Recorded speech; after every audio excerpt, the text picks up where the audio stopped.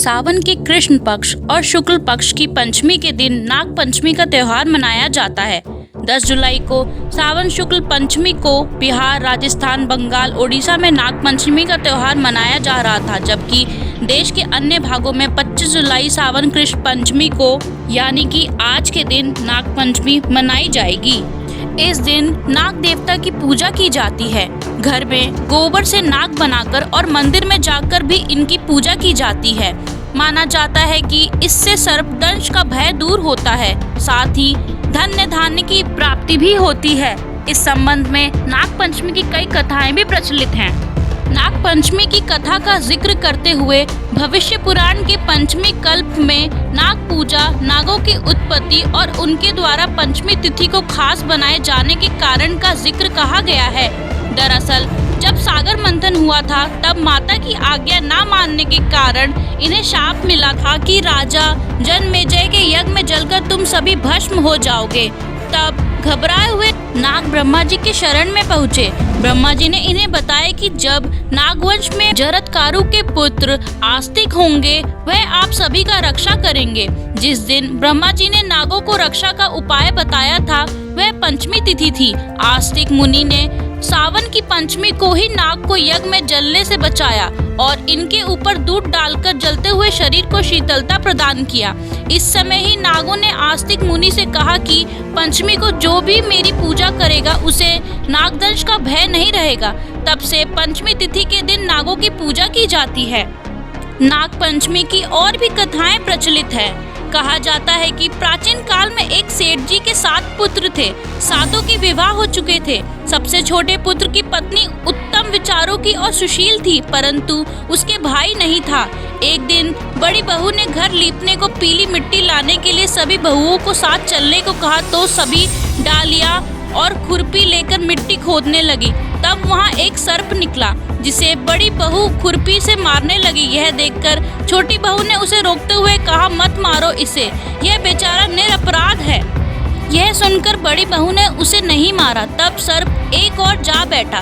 तब छोटी बहू ने उससे कहा, हम अभी लौट कर आते हैं, तुम यहाँ से मत जाना। यह कहकर वह सबके साथ मिट्टी लेकर घर चली गई और वहाँ कामकाज में फंसकर सर्प से किया वादा भूल गई। जब दूसरे दिन उन्हें वह बात याद आई तो वो सबको साथ लेकर वहां पहुंची। सर्प को उस स्थान पर बैठा देखकर बोली, सर्प भैया नमस्कार। सर्प ने कहा, तू भैया कह चुकी है इसलिए तुझे छोड़ देता हूँ, नहीं तो झूठी बातें कहने के कारण तुझे अभी डस लेता। वह बोली, भैया मुझसे भूल हो गई है, उसकी क्षमा मांगती हूँ। तब सर्प बोला, अच्छा तू आज से मेरी बहन हुई और मैं तेरा भाई हुआ, तुझे जो मांगना है मांग ले। वह बोली, भैया मेरा कोई भाई नहीं है, अच्छा हुआ जो तू मेरा भाई बन गया। कुछ दिन व्यतीत होने पर वह सर्प मनुष्य का रूप रखकर उसके घर आया और बोला कि मेरी बहन को भेज दो। सबने कहा कि इसके तो कोई भाई ही नहीं था, तो वह बोला, मैं दूर के रिश्ते में इसका भाई हूँ, बचपन में ही बाहर चला गया था। उसके विश्वास दिलाने पर घर के लोगों ने छोटी को उसके साथ भेज दिया। उसने मार्ग में बताया कि मैं वही सर्प हूँ, इसलिए तू डरना नहीं और जहाँ चलने में कठिनाई हो वहाँ मेरी पूंछ पकड़ लेना। उसने कहे अनुसार ही किया और इस प्रकार वह उसके घर पहुँच गई। वहाँ के धन ऐश्वर्य को देखकर वह चकित हो गई। एक दिन सर्प की माता ने उससे कहा, मैं एक काम से बाहर जा रही हूँ, तुम अपने भाई को ठंडा दूध पिला देना। उसे ये बात ध्यान न रही और उसने गर्म दूध पिला दिया, जिससे उसका मुंह पूरी तरह जल गया। यह देखकर सर्प की माता बहुत क्रोधित हुई, परंतु सर्प के समझाने पर चुप हो गई। तब सर्प ने कहा कि बहन को अब उसके घर भेज देना चाहिए। तब सर्प और उसके पिता ने बहुत सा सोना, चांदी, जवाहरात, वस्त्र, भूषण आदि देकर उसके घर पहुंचा दिया।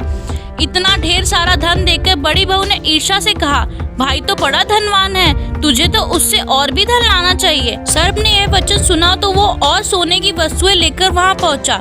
यह देखकर बड़ी बहू ने कहा, इन्हें झाड़ने के लिए सोने का झाड़ू भी होना चाहिए। तब सर्प ने सोने का झाड़ू भी लाकर रख दिया।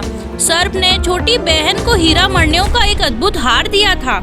उसकी प्रशंसा उस देश की रानी ने भी सुनी और वह राजा से बोली कि सेठ की छोटी बहू का हार यहाँ आना चाहिए। राजा ने मंत्री को हुक्म दिया कि उसे वह हार लाकर शीघ्र उपस्थित हो।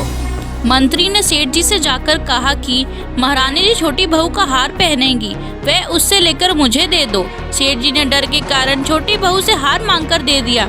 छोटी बहू को यह बात बहुत बुरी लगी। उसने अपने सर भाई को याद किया और आने की प्रार्थना करी। जब उसके सर भाई आए तो वो बोली, भैया रानी ने हार छीन लिया है, तुम कुछ ऐसा करो कि वह जब हार उसके गले में रहे तब सर्प बन जाए और जब वह मुझे लौटा दे तब हीरो और मणियों का हो जाए। सर्प ने ठीक वैसा ही किया। जैसे ही रानी ने हार पहना वैसे ही वह सर्प बन गया। यह देखकर रानी चीख पड़ी और रोने लगी। यह देखकर राजा ने सेठ के पास खबर भेजी कि छोटी बहू को तुरंत भेजो। सेठ जी ने डर के राजा की बात सुनी और वह स्वयं छोटी बहू को साथ लेकर उपस्थित हुए। राजा ने छोटी बहू से पूछा, तूने क्या जादू किया है? मैं तुझे दंड दूंगा। छोटी बहू बोली, राजन क्षमा कीजिए, यह हार ऐसा ही है। मेरे गले में हीरो और मणियों का रहता है और दूसरे के गले में सर्प बन जाता है। यह सुनकर राजा ने वह सर्प बना हार उसे देखकर कहा, अभी पहनकर दिखाओ। छोटी बहू ने जैसे ही उसे पहना वैसे ही हार हीरो और मणियों का हो गया। यह देखकर राजा को उसकी बात पर विश्वास हो गया और उसने प्रसन्न होकर उसे बहुत सी मुद्राएं भी पुरस्कार में दी।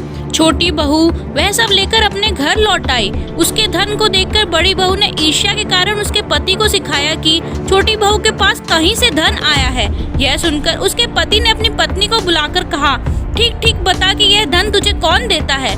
तब वह सर्प को याद करने लगी। उसी समय सर्प ने प्रकट होकर कहा, यदि मेरी धर्म बहन के आचरण पर संदेह प्रकट करेगा तो मैं तुझे डस लूंगा।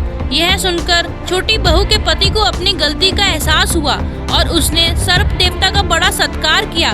उसी दिन से नाग पंचमी का त्योहार मनाया जाता है और स्त्रियां सर्प को भाई मानकर उनकी पूजा करती हैं। उम्मीद करते हैं कि आप सब भी यह नाग पंचमी का त्योहार बड़े धूमधाम से मनाएंगे। आप सबको ये कथा कैसी लगी है कमेंट करके बताइए। अगर पसंद आई है तो लाइक